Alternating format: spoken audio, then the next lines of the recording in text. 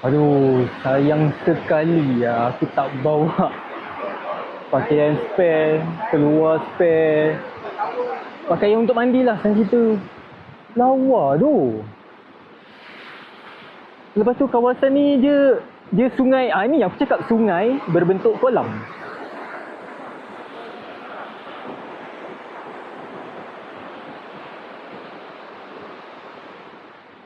So air dia pun tak dalam.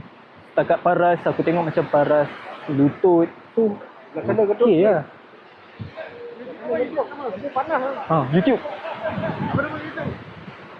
Botak P Travel. Botak? Botak P Travel. Botak P Travel. Oh Okey, kat Arif saya follow semua.